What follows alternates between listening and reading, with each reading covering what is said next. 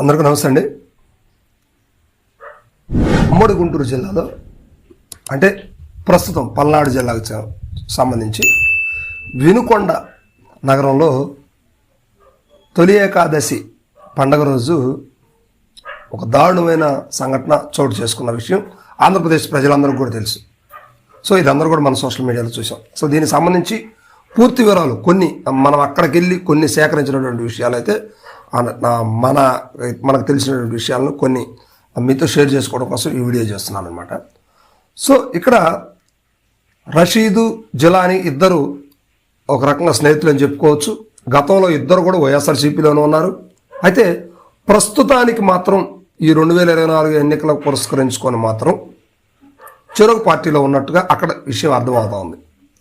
ఇది ఇక్కడ పార్టీలు రాజకీయం చేయాల్సిన అవసరం లేదు, ఇది ఎవరి తరపున మాట్లాడాల్సిన అవసరం లేదు. చాలా కాంప్లికేటెడ్ మ్యాటర్, ఇది చాలా సున్నితమైనటువంటి విషయం కనుక చాలా జాగ్రత్తగా మాట్లాడాలి. ఎందుకంటే ఒక కుటుంబం అక్కడ చాలా క్రిటికల్ పొజిషన్లో ఉంది, కుటుంబం బజార్ను పడినటువంటి పరిస్థితి అనమాట. సో ఇక మన టాపిక్లోకి వెళ్తే జిలానీ రషీదు ఇద్దరు కొంతవరకు స్నేహితులు అని చెప్పుకోవచ్చు. గతంలో ఇద్దరు కలిసి వారికి ఇంటర్నల్గా ఏదైనా వ్యాపారాలుగా ఉన్నాయేమో, అవి అయితే బయటికి రాలేదు. అయితే వీరిద్దరూ ప్రస్తుతానికి మాత్రం చెరొక పార్టీలో ఉన్నారు, విభేదాలతో కూడా ఉన్నారు. చెరొక పార్టీలో ఉన్నారు, విభేదాలతో కూడా ఉన్నారు. సో దీనివల్ల వైఎస్ఆర్సీపీలో ఉన్నటువంటి రషీద్కి, అంటే మృతుడు రషీద్కి వైఎస్ఆర్సీపీలో నగరానికి చెందినటువంటి ఒక వైఎస్ఆర్సీపీ పార్టీలో ఒక కీలకమైనటువంటి చిన్న పోస్ట్ అయితే ఏదో ఒకటి ఉంది నగరానికి సంబంధించి. సో అదేవిధంగా ఇప్పుడు జిలానీ కూడా తెలుగుదేశం పార్టీలో ఉన్నాడు. తెలుగుదేశం పార్టీ నుంచి కూడా అతనికి పదవి అయితే ఏం లేదు, కానీ మంచి సంబంధాలు అయితే ఆ స్థానిక ఎమ్మెల్యేతో కావచ్చు, టీడీపీ నాయకులతో కావచ్చు మంచి సంబంధాలు ఉన్నాయి. టీడీపీ కార్యకర్తగా, టీడీపీ నాయకుడుగా ఆయన కొనసాగుతూ ఉన్నారు. సో వీరిద్దరి మధ్య ఉన్నటువంటి విభేదాలని దృష్టిలో పెట్టుకొని అధికారంలో ఉన్నటువంటి తెలుగుదేశం పార్టీ ఉంది కనుక నేనేం చేసినా చెల్లుతుంది, అతన్ని ఏదో ఒక విధంగా ఏదో ఒకటి చేయాలనే మనసులో దురుద్దేశం అయితే తను పెట్టుకొని ఉన్నాడు. అయితే వీరిద్దరు గతంలో గొడవలు ఏదో జరిగింది, దాని మీద డిస్టర్బెన్స్గా నడుస్తుంది ఇద్దరి మధ్య. అయితే ఆ విభేదాలనే తారాస్థాయికి చేరింది.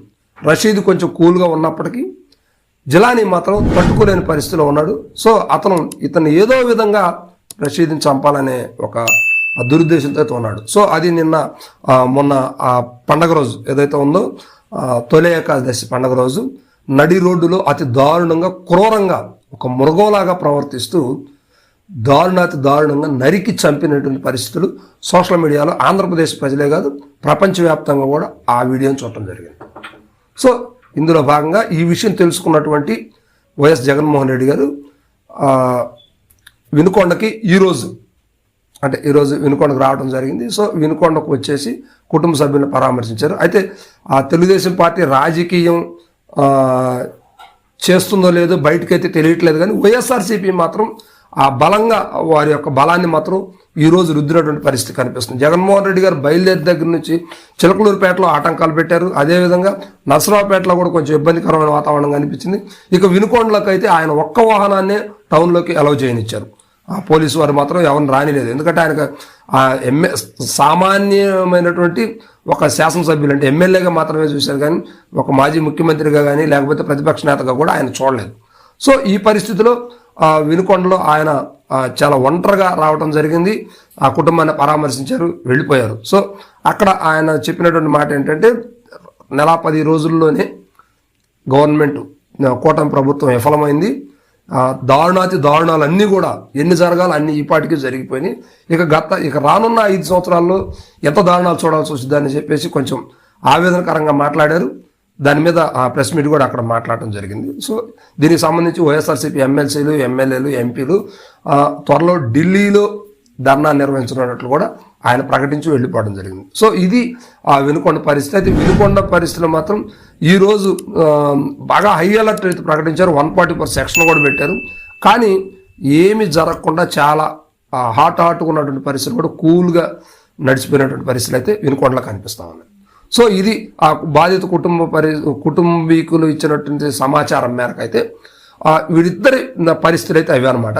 సో ప్రస్తుతానికైతే తెలుగుదేశం తప్పని మనం చెప్పలేము, కానీ చంపినటువంటి జిలానీ అనే వ్యక్తి ప్రస్తుతం తెలుగుదేశం పార్టీలో ఉన్నారు.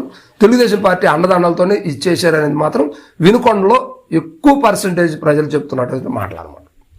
సో ఇది పరిస్థితి. మరి ప్రభుత్వం దీన్ని ఎలా తీసుకుంటుంది, కూటమి ప్రభుత్వం ఎలా తీసుకొని ఎలా సాల్వ్ చేసుకుంటుంది, వారి మీద లేకుండా ఎలా చేసుకుంటుంది, నిజంగా మరి వైఎస్ఆర్సీపీ అయినప్పుడు కూడా నిజమైన బాధితులకు న్యాయం జరిగే దిశగా అడుగులు వేస్తుందా లేదా అనేది మాత్రం కొంచెం వెయిట్ చేయాల్సిన పరిస్థితి.